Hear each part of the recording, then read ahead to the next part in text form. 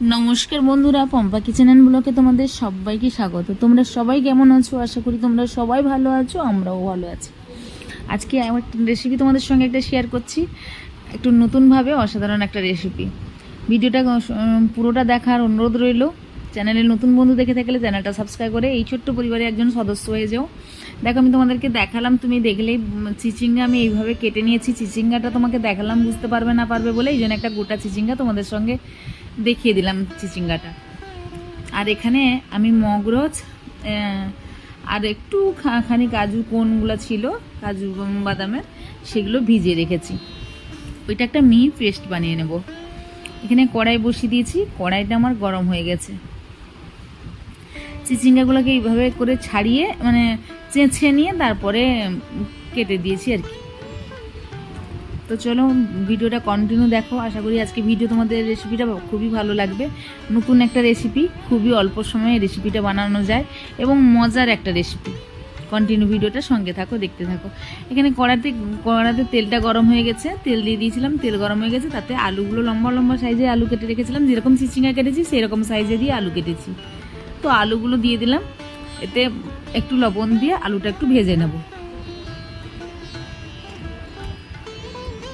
চ্যানেলে নতুন বন্ধু দেখে থাকলে কোথা থেকে দেখছো অবশ্যই কমেন্টে জানাতে ভুলবে না, এবং ভালো লাগলে একটা লাইক করে দিও। লাইক করলে একটু মনের ইচ্ছা বাড়ে, নতুন নতুন রেসিপি তোমাদের সঙ্গে শেয়ার করার চেষ্টা করব।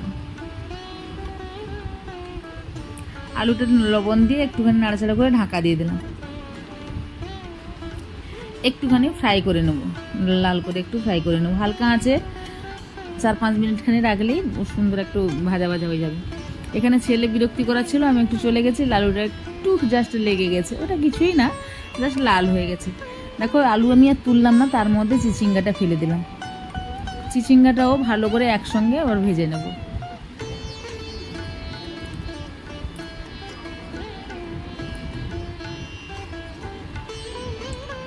সেপাশে আমি ভাত বসিয়ে দিয়েছি। এটা গরম গরম ভাতের সঙ্গে রেসিপিটা খুবই সুন্দর লাগে। এইভাবে একবার বাড়িতে বানিয়ে খেয়ে দেখবে, খুবই সুন্দর লাগে। এর মধ্যে একটু নুন আর হলুদ দিলাম, তাহলে একটু কালারটা ঠিক লাগে, হলুদ দেওয়ার কারণটা। ভালো করে ঢাকা দিয়ে একটু হালকা আঁচে নরম করে ভেজে নেব।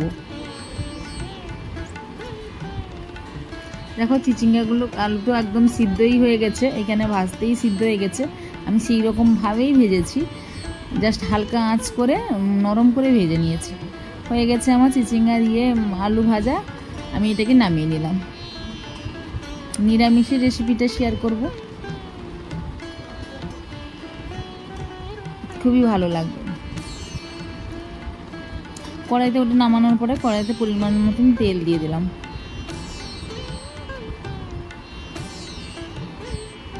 তেলটা গরম হয়ে গেছে, ওর মধ্যে 5 ফোড়ন দিয়ে দিলাম। 5 ফোড়নগুলো দেখো ফেটে ফেটে যাচ্ছে। এই অবস্থায় আমি যে ওই করে রেখেছিলাম না, মগরজ আর কাজু যে পেস্ট বানিয়ে রেখেছিলাম, ওইটা দিয়ে দিলাম। একটু ধুয়ে সেটাকে মিক্সিটা ধুয়ে একটু জল দিয়ে দিলাম, দিয়ে ভালো করে কষিয়ে নেব। এতে বেশি কিছু মশলাপাতি কিছুই লাগে না, অল্প একটু বাটনাতে খুব সুন্দর একটা রেসিপি তৈরি হয়ে যায়। দেখো, তেল ছেড়ে দিয়েছে এর মধ্যে, দেখেই বুঝতে পারছো। এরপরে রোজকার গুঁড়ো মশলা দিয়ে দেবো। প্রথমে একটা টমেটো কেটে রেখেছিলাম, টমেটোটা দিয়ে দিলাম।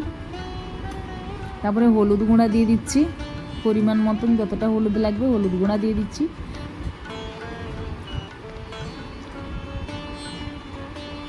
একটুখানি এর মধ্যে একটু চিনি দিয়ে দিলাম, 2-4 দানা দিয়ে ভালো করে কষিয়ে নেব। আর সেরকম কিছু মশলা দেবো না, জাস্ট এই যেহেতু কাজু বাদাম আর মগরুজ একটু বাটা দিয়েছি, আর কোনো মশলা লাগবেও না। মশলা দিলে এতটা ভালো লাগে না, এইটাই ঠিক আছে। দেখো, তারপরেও টমেটোটা দিয়ে ভালো করে কষিয়ে নেব। টমেটোটা একটু লম্বা লম্বা করে কেটে দিয়েছি, কারণ এই রেসিপির মধ্যে লম্বা লম্বা একটু টমেটো গোটা গোটা দেখা গেলে ভালো লাগে।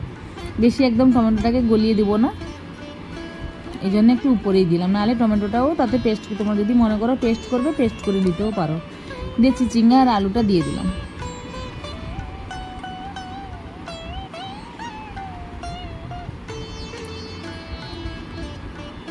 ভালো করে 2-3 মিনিট কষিয়ে নেব।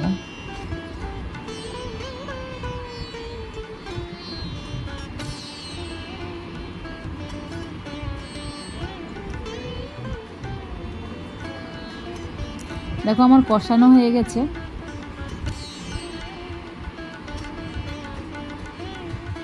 কড়াইতে লেগে লেগে যাচ্ছে, হালকা আঁচে আছে, তাও অনেকক্ষণ ধরেই কষিয়েছি। এবারে পরিমাণ মতন জল দিয়ে দেব।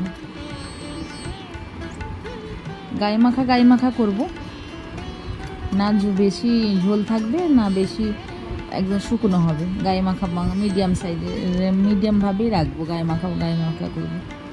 দেখো এটা দিয়ে আমি আবারও 5 মিনিট খানি হালকা করে ফুটিয়ে নেব।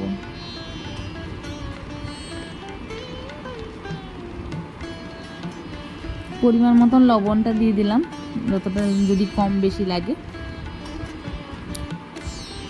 4-5টা কাঁচা লঙ্কা দিয়ে দিলাম। এতে কোনো লঙ্কার গুঁড়ো দেইনি, তোমরা যদি মনে করো লঙ্কার গুঁড়ো দেবে তাহলে লঙ্কার গুঁড়ো দিতে পারো। আমি যেহেতু বাচ্চা আছে বাড়িতে, এই জন্য আমি লঙ্কা গুঁড়োটাকে অ্যাভয়েড করেছি। তোমরা দিলে দিতে পারো, লঙ্কা গুঁড়ো আরও দিয়ে করলে ভালো লাগে। মানে কাঁচা লঙ্কাকেও কুচি কুচি করে কেটে দিয়ে করলে একটু ঝাল ঝাল হলে ভালো লাগে, ঝাল মিষ্টি হলে। দেখো আমি 4-5 মিনিট খানি ফুটিয়ে নিয়েছি, আমার একদম রেডি হয়ে গেছে। দেখো চিচিঙ্গাটা খুব সুন্দরভাবে সিদ্ধ হয়ে গেছে। আলু তো তুমি আগেই দেখেছিলে, তোমরা আগে আলু সিদ্ধই হয়ে গেছিলো। এবার এটাকে নামিয়ে নেব। আমার রেসিপিটা কেমন লাগলো অবশ্যই কমেন্টে কিন্তু জানাতে ভুলবে না, আর ভালো লাগলে লাইক করে দিবে।